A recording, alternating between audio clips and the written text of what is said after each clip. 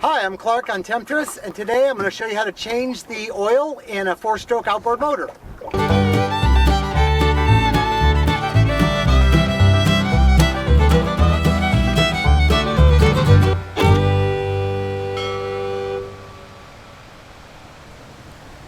Today we're going to change the oil in this motor. This is a Suzuki DF20, a 20 horse fuel injected 4-stroke motor, but it's the same instructions for basically any 4-stroke motor. It's just if you have a Tohatsu or a Nissan or a Mercury, they're all the same motor, by the way. There's no filter to bother with. You just change the oil, but it's kind of the same procedure for all of them. This is the DF20, 20 horsepower. Suzuki also makes a 15 and a DF10, 9 point something, whatever, the 10 horse, that are also exactly the same engine. And on these, the only difference is the computer's been told, hey, stop there, they didn't pay for more. What happens and you know you need to change the oil is this little light will start blinking on and off every second or so. And that's the indication it's time to change the oil. This is a new engine to us, so we've put the first 20 or 25 hours on it, and it wants an oil change then. After that, it'll only ask for an oil change about every 100 hours. So I'll start it up so you can see the light.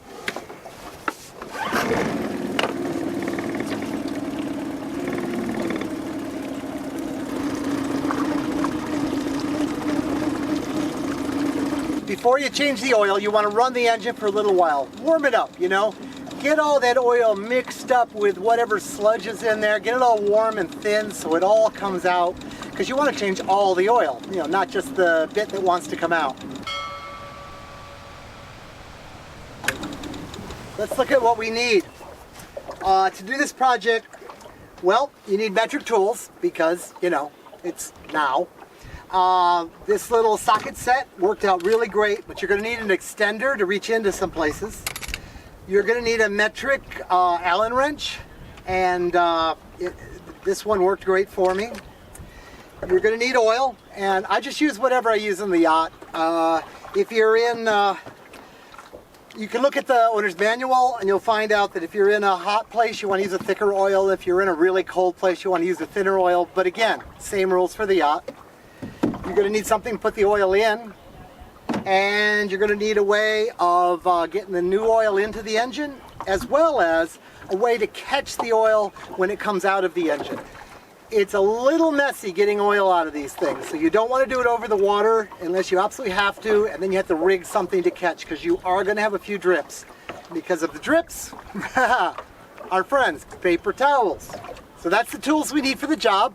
I'm going to now take this up, put it on the back of Temptress, and put some oil absorbent underneath it because I know the first time through I'm going to make a little bit of a mess. And we'll change our oil out.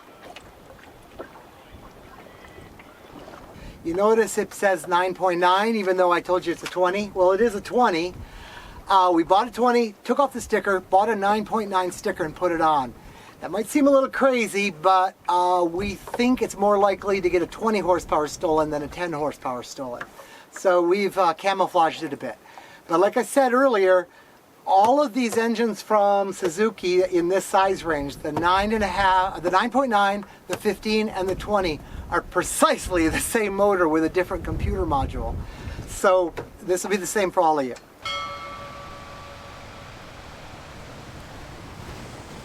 I'm going to pop the top off and we'll start tearing it down. We need to take the top off and we need to take the side cowling off, and then we can change the oil.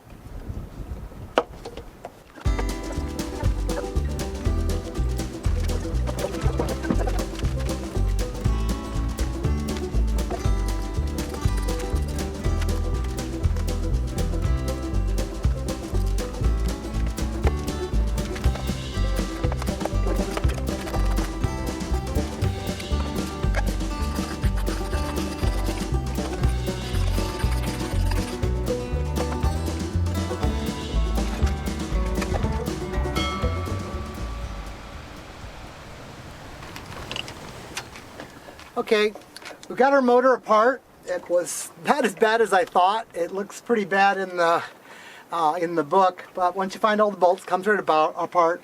All these bolts seem to be captive, so you don't have to worry about dropping them in the water, except for the lower one. And what we're going to do now is we're going to take off this fuel filter, just so we get nice access to this. This is the cap for where they put the oil filter. So we'll change out the oil filter, and then we will open up the oil fill. I'll show you that later, just a cap like a car. And so it doesn't pull a vacuum. And we pull this off. This is the oil drain. We'll collect up the oil, put that back in, put in the new filter, add new oil to it, check the dipstick, and we're done. All right, let's see how that goes.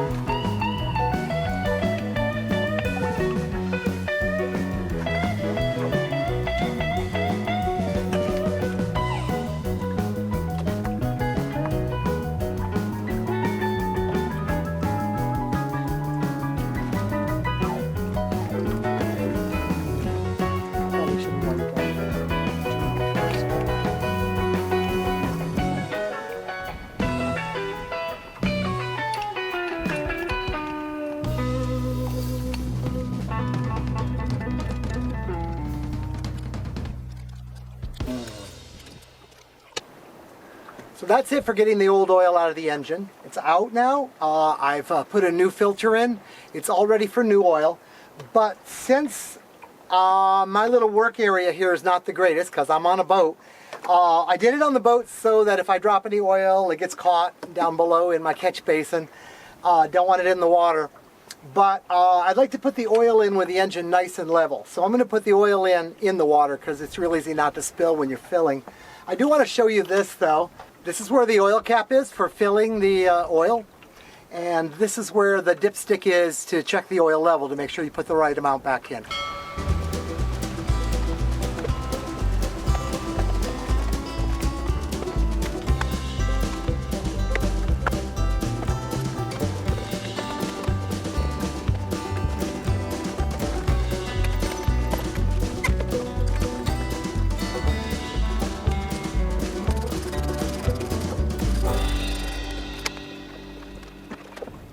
Well, she's back together. I got to put the harness on to get it back in the water, and I won't bore you with that part. Turns out you don't have to take this part off. The cowling comes off without it. I saw somebody else in kind of a European non-English version of this video take it off, so I took it off. But anyway, don't need that. Real easy to do. I would take this one off first if I was doing it again, because that's the only one that's not captured. All the rest of the bolts, they come back and they kind of lock in, so you just loosen them up and whip it apart, and you can't drop anything in the water. As long as yours is built like mine is anyway. Your mileage may vary. Okay, we're going to put some oil in it, and I'll show you how to clear the codes. I'm now going to put the new oil in the engine. Pretty straightforward, kind of like your car. Pop off the top. The oil goes in this filler hole here with the bright yellow cap. And there's a dipstick to be dealt with, just like your car. And with an oil change, it takes just a skosh over a quart. The valid levels are between these holes they put in. I like that they drill little holes. It's just so much easier than trying to read a line after the dipstick gets old. So I'll put some oil in. I use the same stuff I put in my engine. And being extra super careful and slow so I don't drop any in the ocean. I'll put a little teeny bit.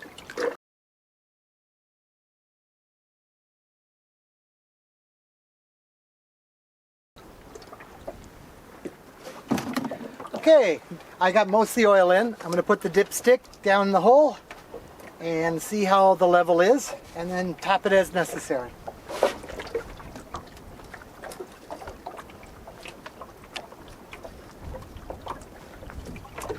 Perfect. Right between the two marks.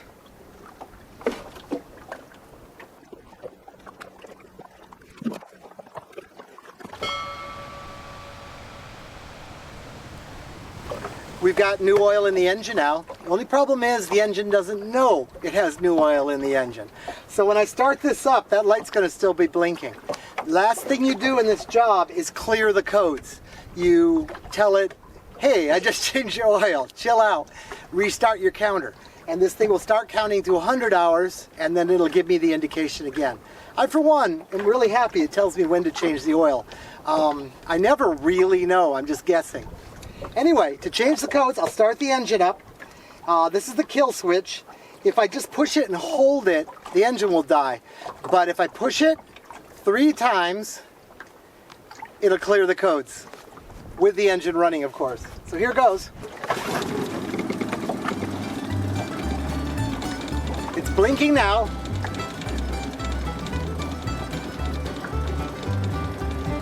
It stopped blinking. So the engine now knows that it's had its oil change, and it won't bother me for another 100 hours. And then it'll start blinking again. Of course, I'll do the same procedure, and that's really all there is to it. Thanks for watching. If you have other questions about boats, just let us know down in the comments. Appreciate a thumbs up, and good day to y'all.